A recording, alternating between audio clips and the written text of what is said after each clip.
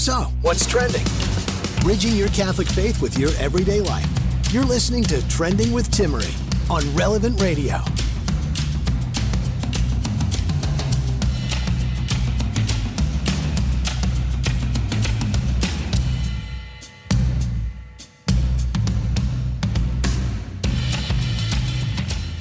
Welcome to Trending. It is great to be with you. If you did not hear, oral arguments were heard today before the Supreme Court of the United States.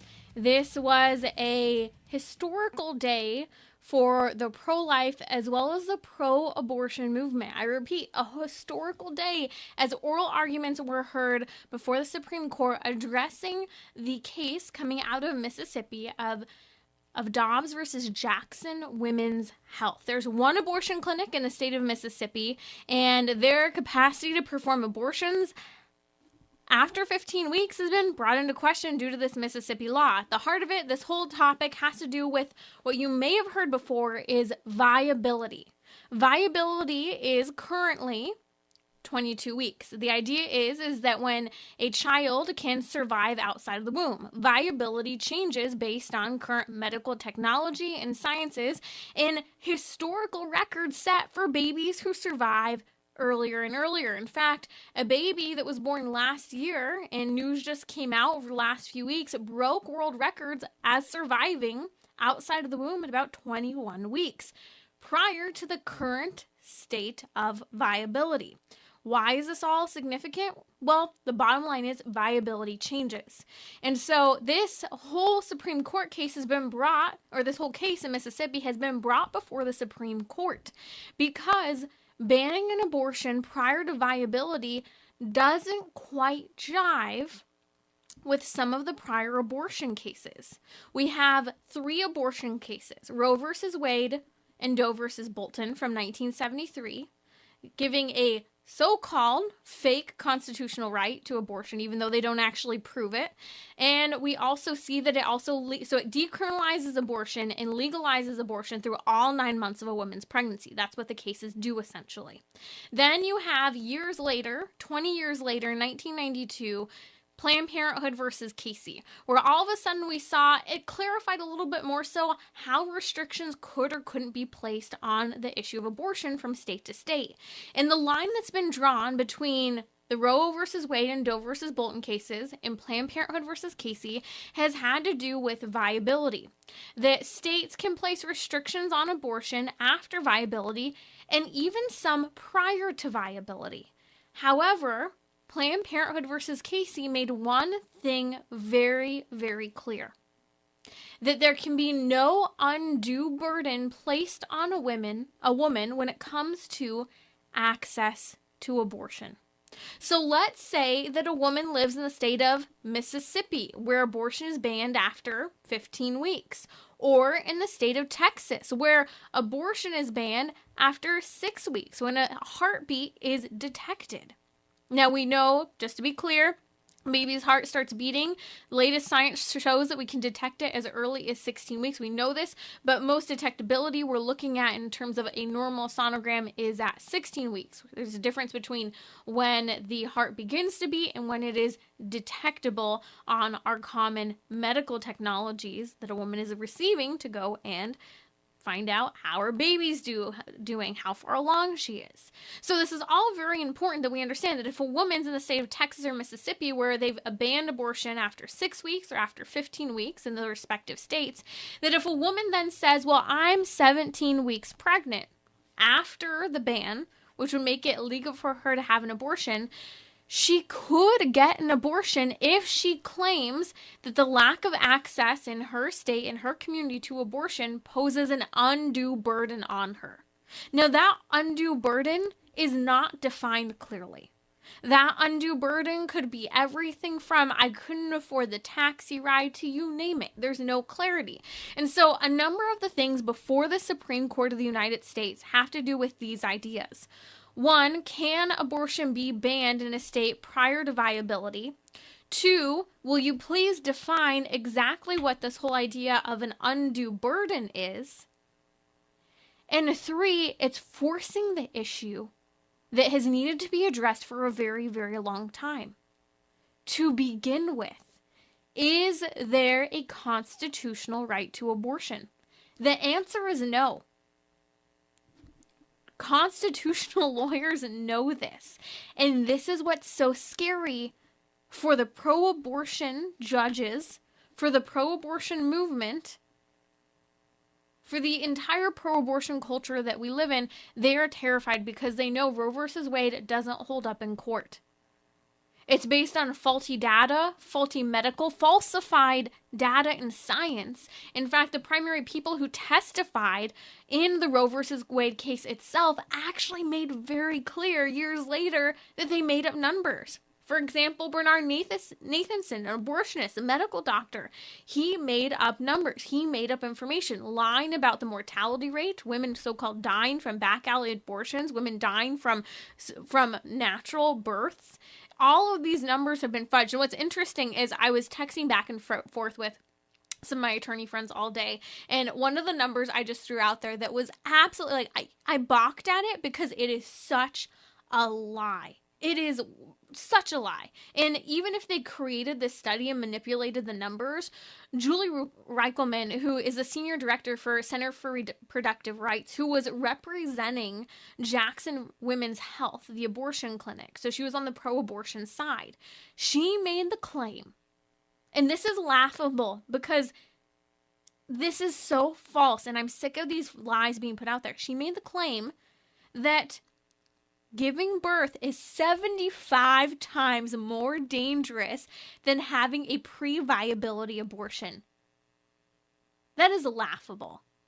That you could even try to make such an astounding claim. And there are other things that we could discuss. I want to unpack a lot, but before I unpack so much of what happened in today's oral arguments that officially opened the case for Dobbs versus Jackson Women's Health, the case that many people believe very well may overturn Roe versus Wade, the case that is our first true opportunity to overturn Roe versus Wade. I want to make just some preliminary comments before I get into the oral arguments that occurred today. First, just to be clear, these were the oral arguments opening the case. They occurred for about 75 minutes today. And from here, what we will see is a ruling from the Supreme Court, usually in June, letting us know what they decided about Dobbs versus Jackson Women's Health, what they've decided about the abortion issue. Now, some people think that they may try to uphold the Mississippi law and punt the issue, therefore upholding and leaving Roe intact, but somehow making it so that the Mississippi law can stand. You can't really do that, is what a lot of people are saying. It doesn't work that way, and it'll make it obvious that they're caving to, and they're afraid of the animus in society today between pro-abortion and pro-life movement, something that has divided our country for 50 years now. But the reality is many people believe that the court can't punt this issue. The court is actually going to have to address the constitutionality of abortion. Now, some things to know. People may have heard some of the oral arguments from today. They may have heard fantastic, eloquent arguments from the pro-abortion representatives. And I'll get into that in a little bit. Incredibly eloquent, incredibly well-versed, spoke well to what's happening in the culture. Spoke well to anyone who was listening and who was pro-abortion, who would be kind of making their jab saying, yeah, she did it. Yeah, she did it. She did a great job. And then people might hear on the pro-life side, the gentleman, the Solicitor General from Mississippi, and again, I'll get more into their backgrounds in just a moment, might have heard him said, well, you know what? He had arguments thrown like you're just making a religious arguments, or arguments such as we don't know when life actually begins. So all of these various claims, and you might say, well, he didn't really take those topics. He didn't run down and chase and disagree and clarify, actually, yes, we do. And no, this isn't a religious argument. We haven't mentioned religion once. He didn't even go down those paths. And you may say, well, boy, he didn't really seem to do a good job when there are all these arguments being thrown at him. And it's easy to feel that way, but what was happening is he wasn't going down the rabbit's hole. He wasn't taking the debate or the bait on various arguments that really weren't relevant to the question at hand, or that were kind of a distraction from what was being argued. And so in that respect, it's good. But this is why you and I actually do need to engage with some of the arguments that were brought up that perhaps were not represented or responded to by the Pro-Life Council, the Solicitor General from Mississippi. So I'll mention some of those in a little bit. But big picture, before I kind of unpack more of what happened today in the oral arguments, I want you to remember, and I have to remind myself as well, that we can't put too much focus on the 70 or so minutes, really almost 2 hours from oral arguments today, because the real debate between the Supreme Court justices occurs behind the scenes. One of my friends who was an attorney, as I was complaining about how, I think, we could have done a little bit better on the pro-life side, he said, in reality, he did a great job. He didn't get distracted. He didn't take the bait. But what really matters, we have to understand, each of these 9 Supreme Court justices already are coming into this with constitutional law, with their perspective. They've known and seen and debated and have taught in universities on the issue of abortion for years, discussing whether or not it's constitutional, what they themselves would do on the most pivotal and hot topic issue in the nation. They're coming into this knowing what their stance is, knowing where they're going. So yes, oral arguments were presented before them. Yes, many briefs were filed with the court. However, what really is going to happen is the debate happening behind the scenes. And the individual people internally, in terms of what will be best according to the Constitution to rule when it comes to the constitutionality of abortion and the constitutionality of the Mississippi abortion law in question. That's what's important that we realize. Don't put too much focus on today's oral arguments, on who was eloquent versus who was nervous. I'll get to that in just a moment. And I think that another thing to mention is anyone could have been the pro-life lawyer. We had Scott Stewart, the Mississippi Solicitor General, who was there speaking today. Sure, I think a lot of other people could have far better represented the pro-life position in the Dobbs versus Jackson women's health case. But the reality is that Scott Stewart was the one who made the arguments. I pray for him. The poor man sounded incredibly, incredibly nervous. I can't imagine how he feels at the end of the day. I mean, just think about any time where you've had to speak in public or have had a conversation afterwards. You sit there and go, I wish I said this, I wish I did that, and then you blame yourself and you're frustrated. This is the most pivotal issue in our country, one that has the most hostility, the most disagreement. Please pray for Scott Stewart, because I cannot imagine what it must have been like for him preparing, delivering the oral arguments, and then now after the fact. And I actually do agree. Patrick just commented, I think it's good that the Supreme Court isn't televised. The poor guy, I mean, had to have been sweating bullets. I can't even imagine. You could hear it in his voice, the nervousness. And, when you're on the spot, you don't always remember certain things. And, you're like, oh, yes, let me come back to that. That happens to everyone. And then I was just reminded as I was listening to Julie Reichelman's eloquence. True eloquence. I mean, she was so eloquent in her delivery of the pro-abortion position. She spoke to all of the arguments of popular opinion on the pro-abortion side, and the pro-aborts had to have been cheering the whole time. So those are kind of some things that stand out. I'm going to unpack some of Justice Barrett's excellent arguments challenging the popular ideas surrounding the necessity of abortion, the culture for women. I think it's also important to recognize kind of big picture as well, that the pro-abortion arguments no longer had to do with bodily autonomy, privacy, not even the words reproductive rights. The argument they chose to keep at the forefront instead of, and many of the justices actually asked the pro-abortion council as well as the United States Solicitor General what they were arguing for. Was it bodily autonomy? Was it privacy? And they said over and over again, it's freedom. It's freedom for women. On one respect, they're brilliant to use this talking point, to throw out the other ideas. On the other side, I think it's important for us to understand we can address this.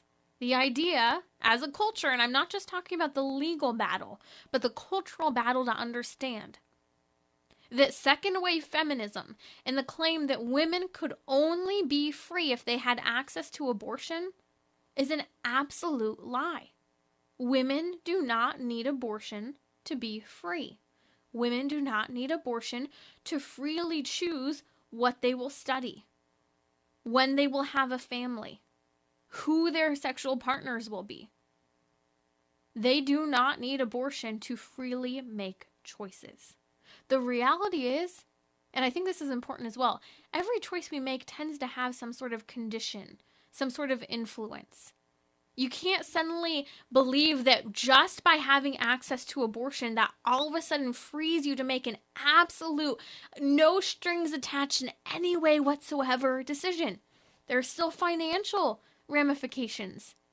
There are still financial benefits.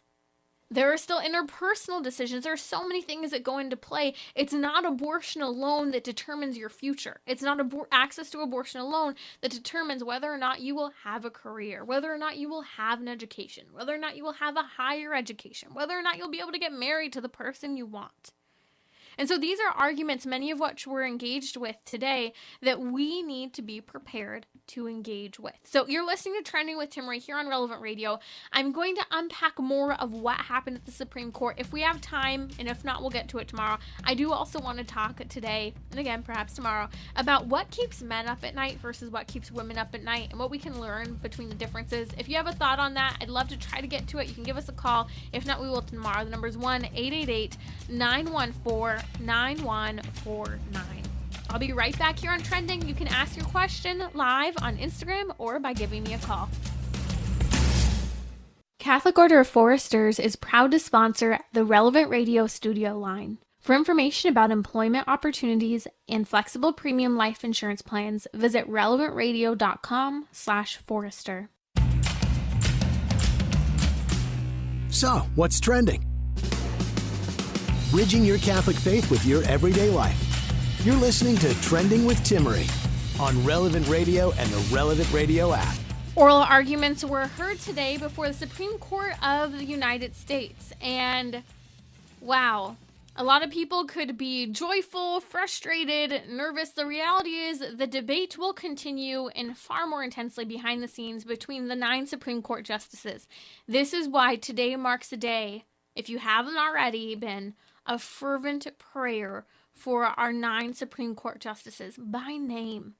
The oral arguments that were heard today before the justices may have been good, may have been bad, may have been distractions, but the reality is they just barely scratched the surface when it comes to the debate surrounding abortion, the Mississippi law, and the overturning of Roe versus Wade. So I want to unpack a little bit of the back and forth that we heard today before the Supreme Court, what those arguments were, what the significance of them were. And really, I think the big idea here is, if you're joining me right now, we should be able to respond to these arguments. It's one thing for there to be a legal battle before the Supreme Court, and I will say, I don't think you always heard from the pro-abortion side enough of the legal jargon, enough of the legal battle, because it's one thing for you and I to engage in a conversation about whether or not abortion is necessary for a woman to be a participating member of society. But it's another thing for the Supreme Court to argue it legally. And what you saw from the pro-abortion movement was they were really engaging in a popular cultural debate of what we would hear them saying, rather than, I think, getting into the legal side of it, because they know the legal side isn't upheld, which is why they kept coming back to the talking points that women need this in order to be a free member of society. They think that's their only chance to prevent Roe versus Wade from being overturned and to prevent the Mississippi law banning abortion after 15 weeks, to prevent it from continuing to be law. So let's go into some of the back and forth. You had 3 people presenting before the Supreme Court. First, you had Scott Stewart, who is the Mississippi Solicitor General. He was presenting the pro-life case for the state of Mississippi, upholding the pro-life law banning abortion after 15 weeks. Then you had Julie Reichelman, who is the senior director for the Center for Reproductive Rights for Jackson Women's Health. She was representing the pro-abortion side, as was the pro-abortion Elizabeth Prelogar of the United States. She's the United States Solicitor General. So these were the three people that we hear from, and they engage in presenting before the Supreme Court, and they have an engagement back and forth with the various justices. So let's begin right away with the fact that Scott Stewart, the Mississippi Solicitor General, right away comes in and says, hey, this is the case, and based on this Mississippi case, based on the fact that it's being brought into question, we're actually asking you not just to uphold this law, but because of it, necessary to continue to uphold this law and not have cases like this come before the court. What he said is, we need to look at completely overturning Casey versus Planned Parenthood versus Casey and Roe versus Wade. Also, Doe versus Bolton would be a part of that as well. At the heart of the whole conversation was the viability rule. We have to address viability. If we address viability, which I was discussing earlier, that is currently at 22 weeks, but that is changeable based on scientific advancements, medical advancements, as well as children who survive prior to viability, which we had one at 21 weeks who survived over the last year, born during COVID. So Justice Stephen Breyer immediately comes in and he starts to engage with the conversation. He says to overrule would, basically paraphrasing, to overrule would lead to undermining the loss of credibility by the Supreme Court. So this three Supreme Court justices who would seem rather pro-abortion and are known to be on the liberal side are Stephen Breyer, Elena Kagan, and Sonia Sotomayor. And all three of them kept coming back to the same issue. If Roe versus Wade is overturned, if Planned Parenthood versus Casey is overturned, this will undermine the credibility of the court. The other focus that they've also continued to emphasize has to do with stare decisis, which we'll come back to that in a second. It has to do with precedents in the court and having a precedent-setting court case that helps to set the precedents for today. So that could have everything to do with, well, has a Supreme Court case been overruled before? It also addresses the issue of, well, the current law as we see it, has that been established in other court cases as well in terms of how the Constitution was in fact interpreted and how that is being allowed to be lived out in the various laws that exist today. So those are kind of some of the ideas surrounding what the pro-abortion justices continue to return to. Now, Elena Kagan, as one of my friends says, seem to be pretty quiet. I thought she spoke up, but he said, listen, Justice Elena Kagan knew that this is a lost cause. There's no constitutional right to abortion, so she did not jump into the conversation that much. But here's some of what she did address. She addresses how we have to address the line of viability, and she said, but here's the reality. The line of viability has already been set. We don't need to change it. That's what she is really digging her feet on when it comes to the question at hand, viability. It's been set between Roe versus Wade and Planned Parenthood versus Casey. We don't need to change it. And that's what the Pro-Abortion Council indeed was continuing to emphasize. I did think one thing was interesting that Elena Kagan did, and you may see this particular thing ignored. Elena Kagan, after she emphasized that a line has already been drawn when it came to viability, started to address her concern that if the court reverses this abortion case of Roe versus Wade and Planned Parenthood versus Casey, she said that it would undermine the future decisions of the court. She also emphasized that if the Roe versus Wade decision were overturned, something that would happen would be that all of a sudden other cases would start to come before the Supreme Court, and other Supreme Court cases could be overturned. She made a threat, I believe, and the threat was this. She gave two examples, and one of them I thought was of particular interest. She said we could even see the reversal of the Second Amendment undermined and threatened if Roe versus Wade is overruled. What is she saying? I think that she's saying that, hey, if this happens, It's a free-for-all. I'm okay with taking cases surrounding the Second Amendment and getting rid of your Second Amendment, the right to bear arms. And remember, the right to bear arms has to do with protecting ourselves against government. That was at the heart of the idea in the Constitution of the people being able to form, if necessary, a militia against the government to keep the government in check. That's for us to understand properly what the Constitution's function in giving us the Second Amendment was in part. It wasn't just self-defense. It was actually to prevent the government from overstepping. Now, what's interesting here is I do think that, although a side note, she was threatening that if Roe versus Wade is overturned, she's going to give a free-for-all when it comes to discussing Second Amendment cases. So something kind of interesting on that note. And I do think, again, this is me hypothesizing for a moment, and it could be, totally off, but I do think it's interesting as debates surrounding gun rights, gun laws continue to be an issue today. A lot of people say what's going to happen in terms of determining this case is, at the end of the day, where will our Chief Justice, and his name literally just slipped out of my mind for a moment as I have these million notes in front of me at the moment. I know I'm going to get it. Thank you, John Roberts. I have so many names and technical jargon in front of me. Chief Justice John Roberts, we've seen over the last couple of years, especially the last year, tends to make deals with the other side, trying to find a middle ground.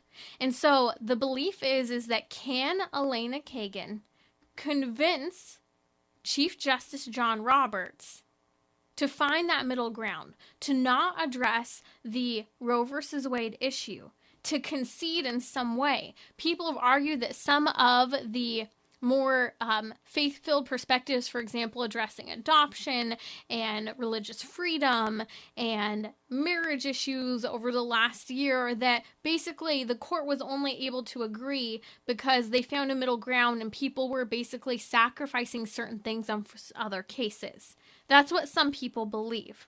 And so perhaps Elena Kagan saying, hey, I'll be with you if we find a middle ground here on this abortion case. And then, I'll be with you, I'll scratch your back, and we won't go down the case of the Second Amendment rights. That could be one of the theories that I've heard, the idea that we're using these compromises. I think that Second Amendment threat could be part of that.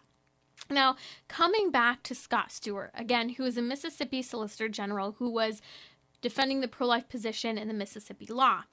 He had to re-emphasize to Elena Kagan that this is not about court credibility, nor is it about stare decisis. That is precedence based on prior cases. He said, this is about the constitutionality of abortion. This is about viability of the baby, which, by the way, viability is changing, constantly changing based on medical technology, based on world records, such as a recent world record set by a little baby boy born at 21 weeks.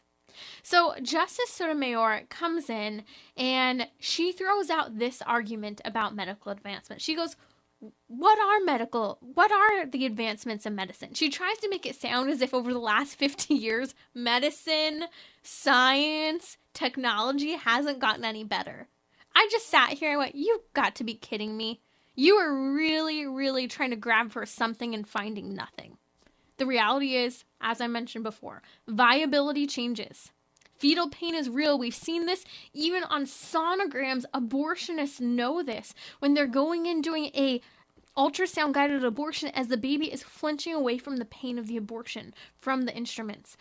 We have a primary pro-life advocate today who came from the pro-abortion movement. That is Abby Johnson, who literally came running into the arms of pro-lifers after she witnessed an ultrasound-guided abortion and a baby flinching, moving, and reacting to that abortion. We have to recognize that medical advancements have things to do with such as sonograms. We didn't have those accessible in the same way as before. I even remember when I was being born, I remember my parents said at the time there still wasn't the level of certainty that there is today about whether or not the baby's a boy or a girl. The imaging is incredible. The accuracy is incredible. The fact that we can even know today earlier and earlier when a baby's heart begins to beat. I remember when I first started engaging in the pro-life debate, we knew that the baby's heart started beating between about 10 and 21 days. And we had this range because, we had definitive information about 21 days, but we had information as early as 10 days that hadn't quite kind of gotten the punch yet in terms of the scientific and medical data. But we know, based on studies out of Oxford, that the baby's heart starts beating as early as 16 days. That baby's heart is beating. Those are some of the advancements scientifically and medically that we have today that you didn't have at the time of the Supreme Court case of Roe versus Wade, or even in 1992 of Planned Parenthood versus Casey. You see, when she asked, what are the advancements in medicine today, and how does this relate to viability? Well, the reality is that viability is arbitrary. Viability changes.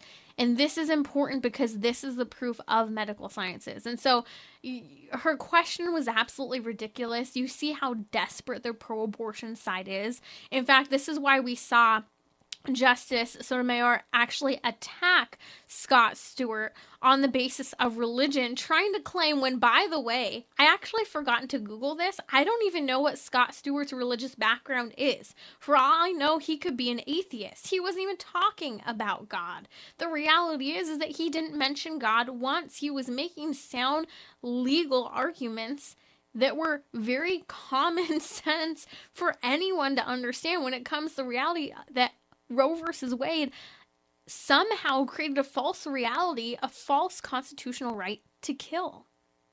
So the fact is, Scott Stewart did not engage Justice Sotomayor when she made this religious attack on him. And it's a good thing she didn't. Some of us might have said, wow, I wish she would have responded.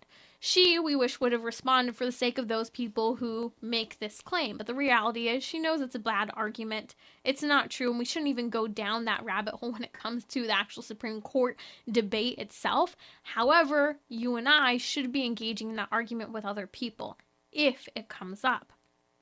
Now, one of the arguments that then Sotomayor continued to throw at Scott Stewart was, when does the life of the woman and putting her at risk enter the calculus? So in other words, when she was done attacking him over religion, tried to make it sound as if there were no medical advancements that changed addressing the issue of viability, she then starts to go even deeper. When does the life of the woman and putting her at risk enter the calculation? In other words, she was claiming that to be pregnant was a risk, a harm, a damage for women. This is an important argument that we need to be able to respond to. And there's so many that we could unpack, but for just a moment, I think it's important we do respond to this, even though the Mississippi Solicitor General did not respond to it. We can for a moment. It's important to recognize that in the events where a woman's life is at risk, which makes up far less than a percentage point of all abortions, it's important that we recognize this. That early delivery is an option, not direct killing of a child. The reality is that the vast majority of OBGYNs, gynecologists, all of these women's health doctors, if abortion were necessary medical life-saving care for women, well, then they would all be performing them.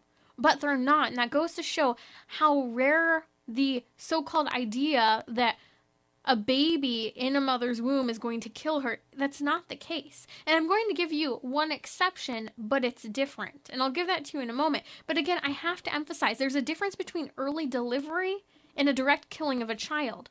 Let's say in an instance that a woman could not continue her pregnancy. The intact removal of the baby and then the baby's ability to survive outside of the womb is one thing. That baby may not be able to survive. It may be able to survive.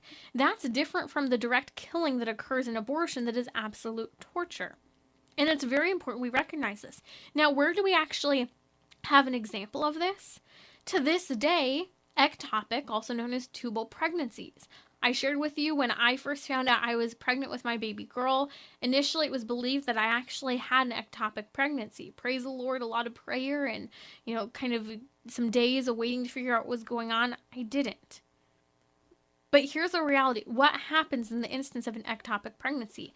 If the baby cannot make its way out of the fallopian tube to implant in the mother's uterus, the baby will surely die if it stays inside the tube, the fallopian tube of the woman. And if that tube ruptures, it will kill the woman. So what happens in the instance of an ectopic pregnancy?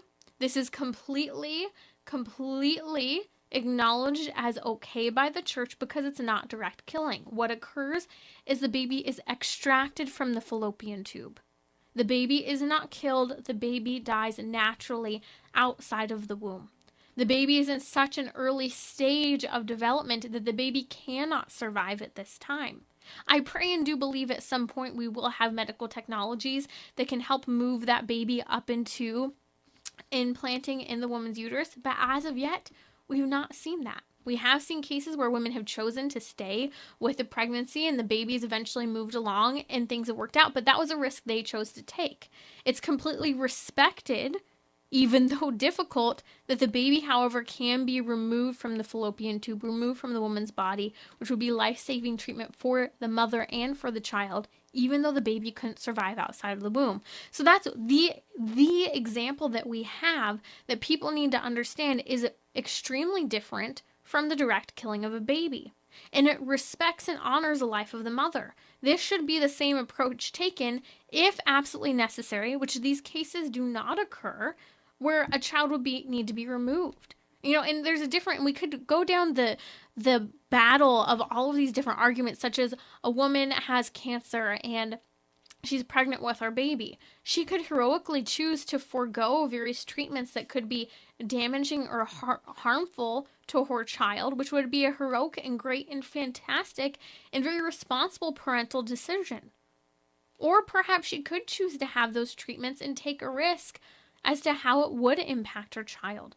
That risk of impact is radically different from the direct killing of the baby in utero. And so those are some important distinctions that need to be made. Now, there are also arguments made by Justice Sotomayor that the false claim with no data, and we need to not even accept this argument made by the pro-abortion side, claiming that abortion is safer than birth. I can't believe that the pro-abortion movement is still making this claim. But one of the reasons why they still get away with this is very important. The reason is this. For some reason, and it's political, it's pro-abortion, it's demonic, we do not track the aftermath medically, psychologically, interpersonally of women who have had abortions. There's next to no, and might I outright say no, follow-up for a woman who has had an abortion.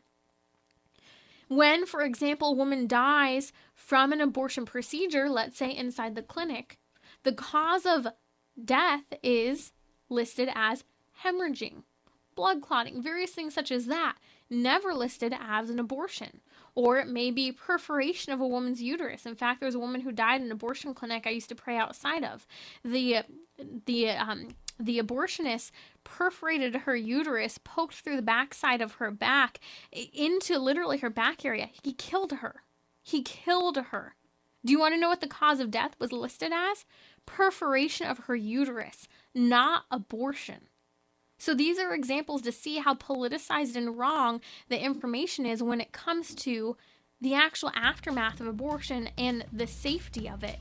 This is a false claim that we cannot accept, both because it's not true and because there's a lack of data from the aftermath of abortion when it comes to this whole idea that somehow abortion is safer than birth. It's a lie. Don't even take the bait. Everyone knows that it shouldn't be engaged with. I'll be right back, continuing to unpack more of what's happening before the Supreme Court and the future of abortion in this nation.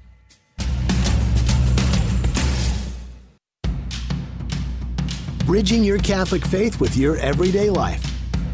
You're listening to Trending with Timmerie on Relevant Radio and the Relevant Radio app. Oral arguments were heard today before the Supreme Court of the United States addressing the future of abortion, Roe versus Wade, Planned Parenthood versus Casey, Doe versus Bolton, and at the heart of it is the Mississippi law banning abortion after 15 weeks. If you've not been with me for the full hour, I do ask you to go back, subscribe to the podcast, and listen to it and share it with a friend. In fact, this is a great opportunity to share this podcast on social media. You can share your thoughts, or you can outright let people know, hey, what do you think about this? Oral arguments were heard. Here's one analysis. So I'm breaking down oral arguments. I listened to all of the oral arguments today, and I'll continue to kind of give my summary at the end, but I'm in the middle of breaking down some of what we saw today. And let me tell you, it was about 2 hours worth of oral arguments, and I'm still getting through my notes here. Okay, so after some of the attacks that we saw occurring from Justice Sotomayor toward the pro-life representative from Mississippi, that is the Mississippi Solicitor General Scott Stewart, we then saw Elena Kagan step in, and she made one emphasis that she didn't make a lot of comments because I think she knows this is a lost cause, saying, I'm paraphrasing, abortion is a part of women's existence in this country. You're too late, you're going backward. In other words, she had no good argument against what the Mississippi Solicitor General was saying, upholding the pro-life position. She was basically saying, this has been a part of American society for 50 years. This is a part of women's existence in this nation. You're too late. You should have had these arguments 50 years ago and you didn't. See ya. That was Elena Kagan's attitude, which I find fascinating because she knows there's no constitutional right to abortion. What she and the other pro-abortion advocates are trying to insist upon is that this is a part of a woman's functioning in society. This is a part of her ability to participate in society today. This is the argument you and I hear from friends, family members, strangers, any bloggist or writer on any mainstream news site, that this has to do with women's freedom. But in fact, it doesn't. And we're going to continue to touch on some of these arguments. And don't worry, I'm going to tell you what we can do moving forward in the months to come, leading up to the official ruling from the Supreme Court. So, as Scott Stewart ended his opening remarks and responded to the justices, he emphasized yet again, we have to get rid of the viability line. We also, because it's arbitrary, he also insisted there's no constitutional right to abortion. Roe versus Wade needs to be overturned, and the issue needs to be returned to the states so that they can decide. He also, in response to Kagan and some of her arguments, Justice Kagan, he emphasized that the undue burden standard is arbitrary and undefined and must be done away with. So I think that at the very least, if we don't see an overturning of Roe versus Wade, there's going to be a huge ruling having to do with viability in clarifying what an undue burden is. But the reality is, I don't think the justices can get away with just that. I do hope and believe the possibility that this will overturn Roe versus Wade and it will return to the states is ahead of us, which means we have a massive state-to-state battle ahead of us, potentially coming up this coming summer. So get ready. We have to be prepared to engage in these arguments, engaging in them now. This is why we're doing this entire rundown of the analysis of the debate before the Supreme Court, because the pro-abortion movement knows this, that they believe Roe versus Wade will be overturned. And therefore, every state is going to be battling over the future of abortion. So what are you and I doing today? You and I are having personal one-on-one conversations, helping to convert people to the pro-life position. But I wouldn't even just say convert people. I think it's helping people to understand what abortion is and what its impact is.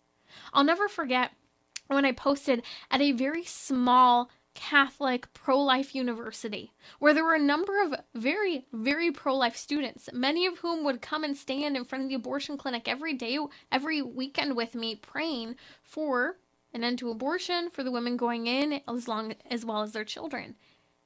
I can tell you there was a group of people there who would pray at the abortion clinic weekly, who came up to me after I explained to them what abortion was, what the aftermath is, what a post-abortion syndrome is, and they, one after another, came up to me saying, I grew up in a pro-life house. I've always been pro-life. I've prayed in front of the abortion clinic. I had no idea that is what abortion was. This is why we need to talk about it. This is why we need to do more presentations. This is why we need to tell the truth. And yes, the horror and the sorrow of abortion.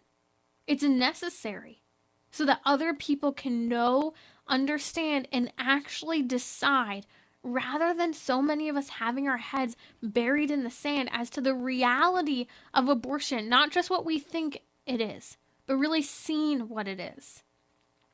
So as we continue to address what's happened during the oral arguments, we then saw Julie Reichelman, who is a senior director for Center for Reproductive Rights, representing Jackson Women's Health. She presented along with the pro-abortion United States Solicitor General Elizabeth Prelogar. And their arguments, I'm going to summarize very quickly. They emphasize the idea that this Mississippi law forces women to remain pregnant and give birth against their will. They also claim that women's should have a right to end their pregnancy prior to viability, and that this rule should stay intact. The viability shouldn't be moved or changed as the determining topic surrounding the determining line as to when abortions can and can't be banned. She emphasized her belief that the state shouldn't take control of a woman's body, life, and liberty. She also proposed that it's important that we do not go backwards as a nation when it comes to abortion, limiting women's freedom. She emphasized that this is about freedom. She didn't even engage autonomy, privacy, or any of the other claims that have been at the heart of the pro-abortion debates and at the heart of the pro-abortion rulings from the Supreme Court in Roe versus Wade or Planned Parenthood versus Casey.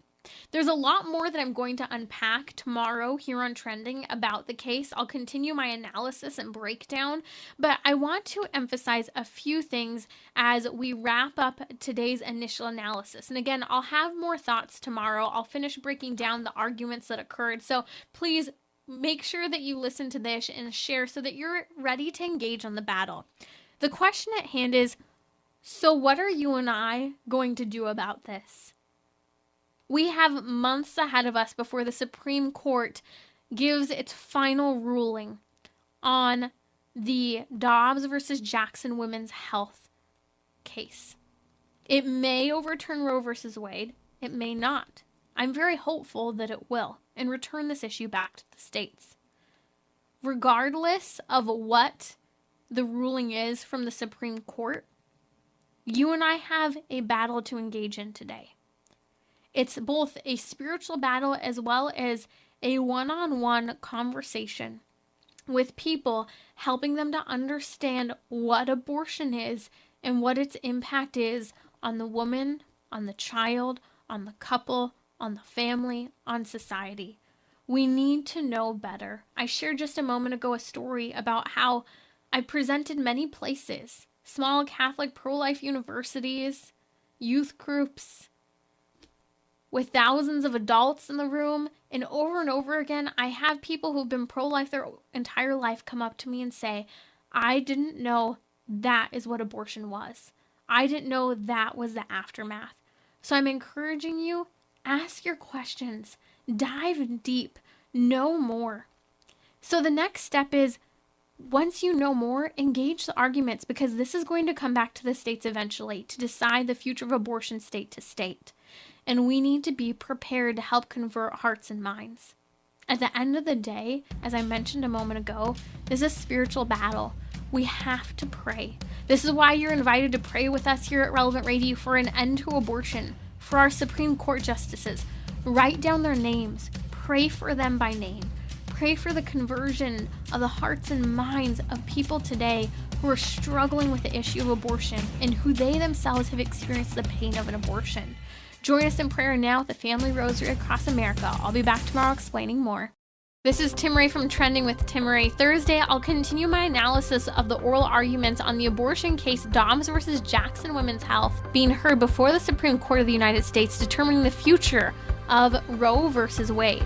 I'll unpack the case as well as what we need to do next. It's our marriage hour, so I'm also going to take up the claim made before the Supreme Court that abortion access is necessary to choose your partner. Join me daily at 6 p.m. Central on Relevant Radio or the Relevant Radio app.